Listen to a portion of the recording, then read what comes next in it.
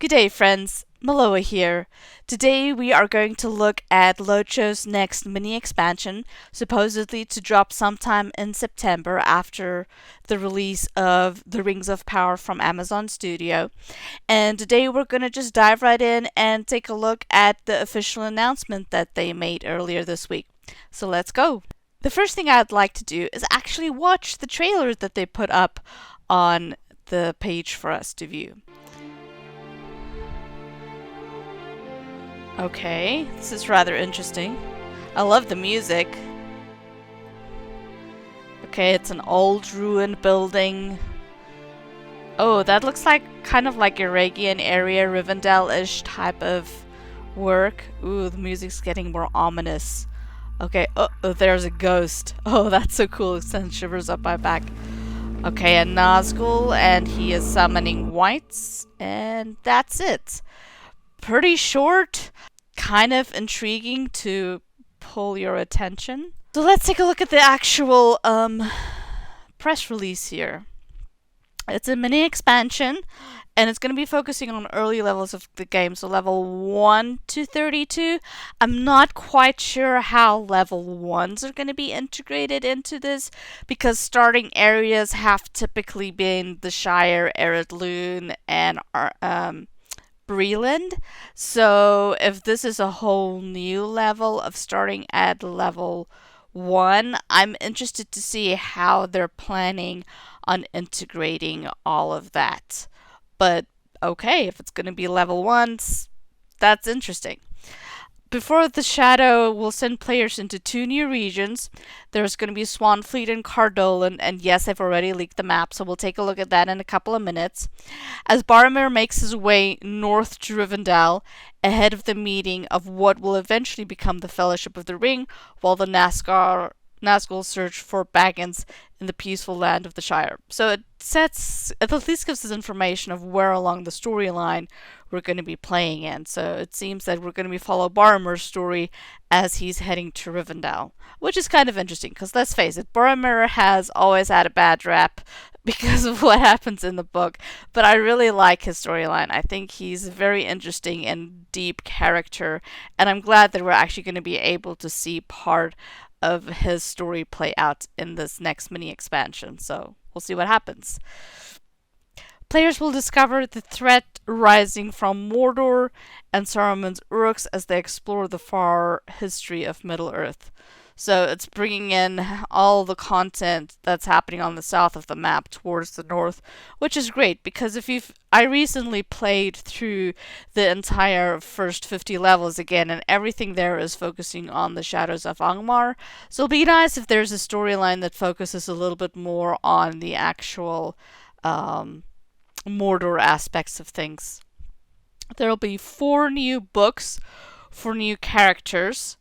And so that's kind of cool. I recently, when they released Yonder Shire, I went back and I replayed that entire zone just for the fun of it because I love exploring the different content. So I will more than likely play this zone as well just to experience the new characters, get to know them, and get to see how it all plays out.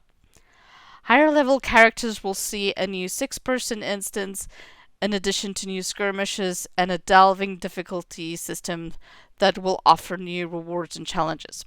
So, as an endgame player, I'm going to tell you the only way that me and my friends will actually play the 6-man is if they're going to incentivize us.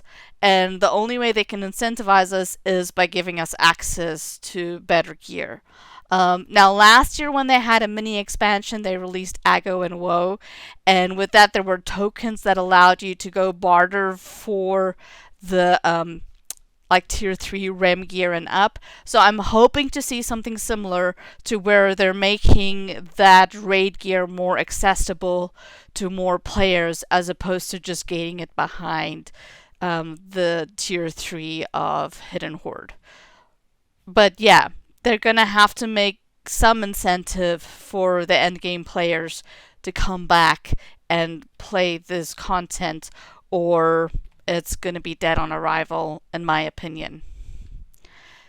There's plenty more to say about Before the Shadow, so players can expect more information about new content and special incentives for VIPs as we get closer to its planned pre-purchase availability in September. So that makes me think that yes, this is going to be a paid mini expansion, which is different from Yondershire because Yondershire wasn't paid. So yeah, I'm excited to see what's going to be coming down the pipeline. I'm hoping for the best, but if it's going to only focus on levels 1 to 32, there's going to be very little incentives for VIPs to actually go out and purchase this expansion. Next, I want to take a look at just the maps. So we've got the Swan Fleet map. This was obviously leaked because it is plastered all over the internet. I have seen it in so many places. So there's a lot of hype that they're trying to build around it.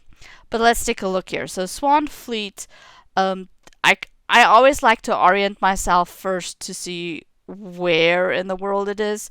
So to the east, you will be able to go to Eregion, and to the south, it'll be to Enedwaith.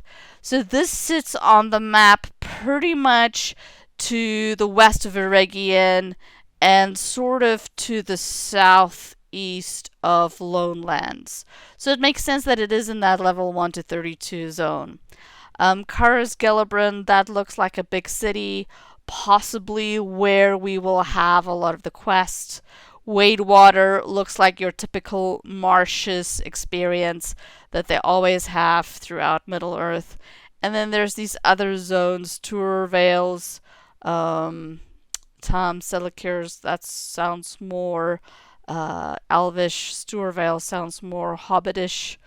And to Cardolan. So let's take a look at Cardolan's map.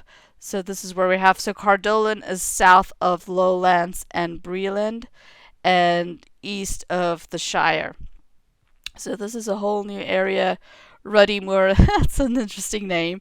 I think if you look at the map, it looks like there's going to be a lot of boulders and stuff in that. So Ruddymore, I think, is an apt name for that area. South Downs, okay, that's interesting. Sedgemead, and then Thardbolt. And so the rivers you've got Grey Flood. And here's the Brandywine River again. That's cool. Oh, and here's the south part of the Old Forest. That's interesting. I wonder if we're going to be able to cross from this map into the Old Forest, because you've never been able to exit south of the Old Forest.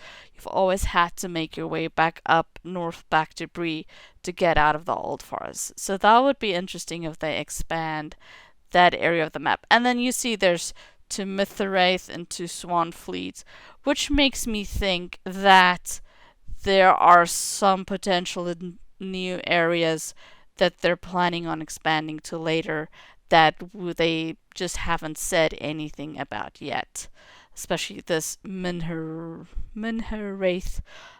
zone that doesn't exist right now. Yeah, like everybody, I'm super excited about this new zone, the Cardolan and Swanfleet areas. I think it can be a lot of fun if they do it and roll it out the right way. For new players entering the game, I think that if this is really a starter zone, then they should have specific characters tied to being able to start in this area as opposed to starting in Hobbiton or Bree or Arid Loon, so that you can do it from level 1 to 32. Otherwise, it's just silly. Why say it's level 1? The only way that endgamers are going to come play the 6-man is if it's being able to run it at level 140, and there better be decent incentives. Because if the incentives aren't there, then endgamers aren't even going to buy this expansion. So why do I think they're releasing this whole new zone at this point in time? I think a lot of it has to do with how they've looked at the landscape of what's happening in the Lord of the Rings universe as a whole, in terms of the fact that Amazon Studio is releasing The Ring of Power on September 2nd. No matter what your opinion is of The Ring of Power, whether you're gonna hardcore fan it or not, it does raise awareness back to the Lord of the Rings in the general public. And a lot of people that haven't been playing the games, they've been wanting something like this to be able to get back into the universe of the Lord of the Rings. So it's going to drive a lot of people back to this content.